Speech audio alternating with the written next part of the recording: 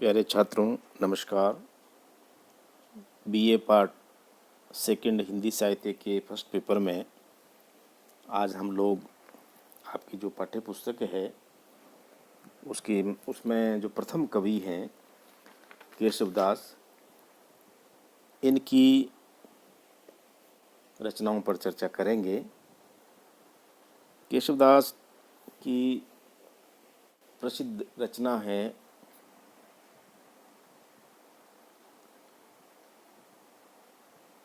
रामचंद्रिका, और रामचंद्रिका के कुछ महत्वपूर्ण चुनिंदा पद्यांश आपके पाठ्यक्रम में रखे गए हैं। उसमें सबसे पहला है सरस्वती वंदना। हम इस चर्चा की शुरुआत करेंगे। उसके बाद राम वंदना, अयोध्या नरेश और अरुणोदय, ये जो 4 शीर्षक है इनकी हम लोग आज व्याख्या करेंगे, चर्चा करेंगे। तो चलिए शुरू करते हैं।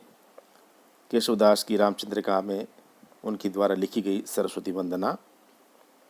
केशवदास जी लिखते हैं, बानी जगरान की उदारता बखानी जाए। बानी यानी वाणी, यानी माँ सरस्वती, माँ शारदे। उदारता यानी उदारता, बखानी जाए वर्णन किया जाए। ऐसी मति यानी बुद्धि, कहें दो उदार कौन की भई। अर्थात कवि ये कहता है कि माँ सरस्वती संसार की पूजनीय है। उनकी महिमा का वर्णन करना सहज नहीं है, आसान नहीं है। दुनिया में ऐसी बुद्धि किसी के पास नहीं है जो माँ सरस्वती की उदारता का पूर्ण वर्णन कर सके।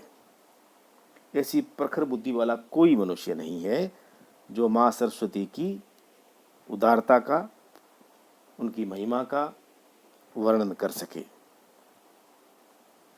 देवता प्रसिद्ध सिद्ध ऋषि राज तपय वृद्ध, कही कही हारे सब कही न केहू लही।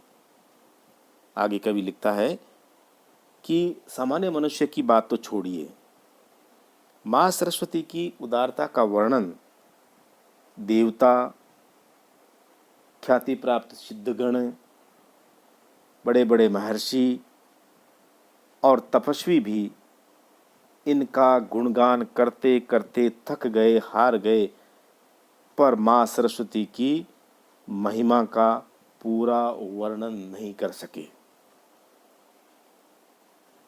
भावी भूत वर्तमान जगत बखानत है,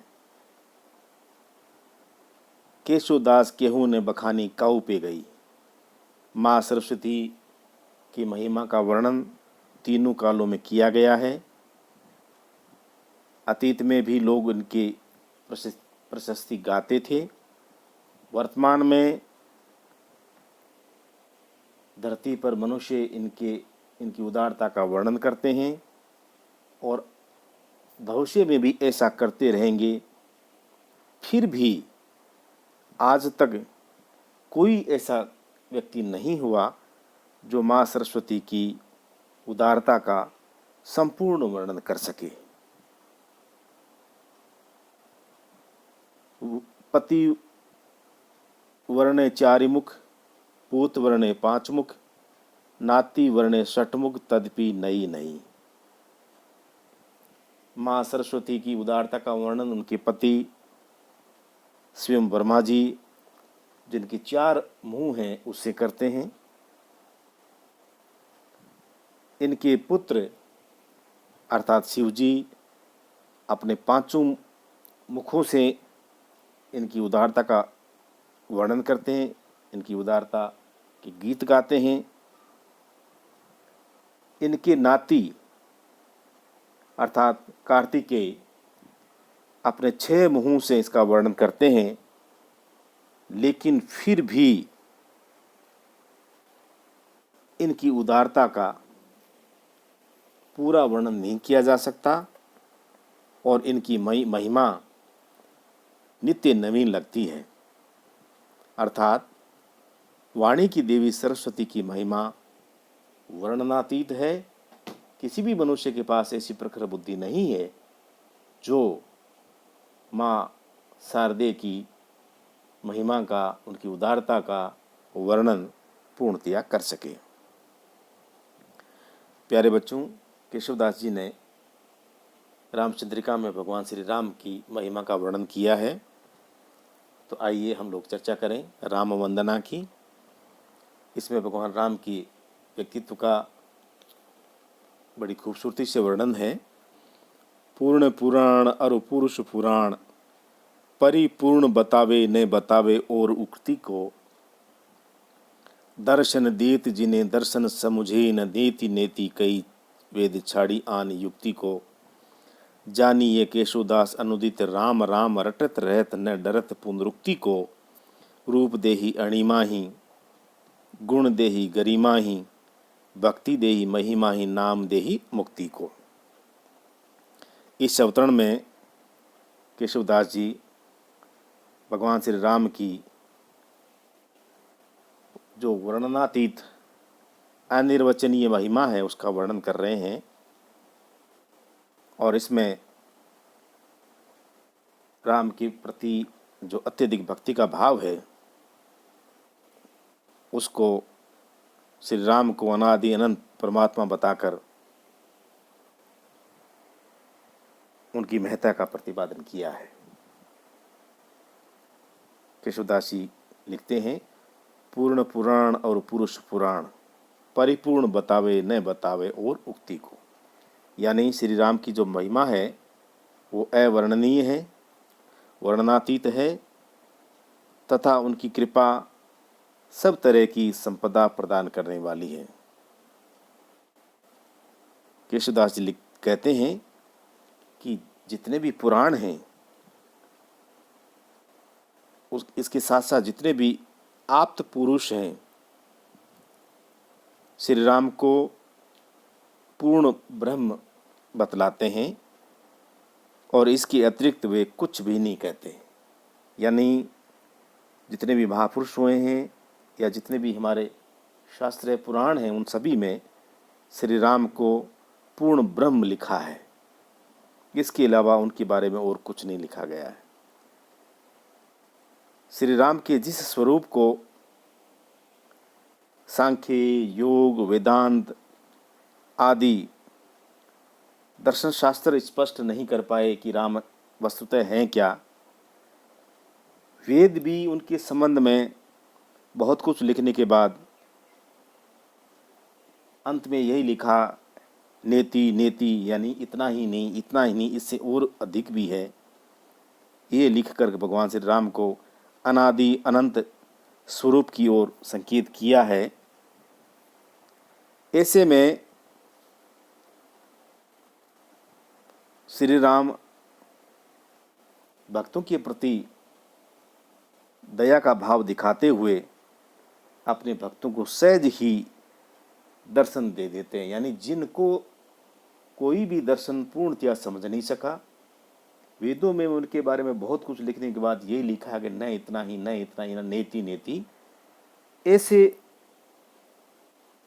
पर ब्रह्म भगवान श्री राम अपने भक्तों को सहज रूप में दर्शन दे देते हैं।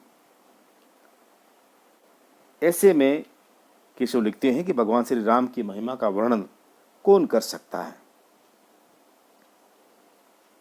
आगे लिखते हैं, जानी ये केशवदास अनुदिन राम राम रटत रहत न डरत पुनरुक्ति को।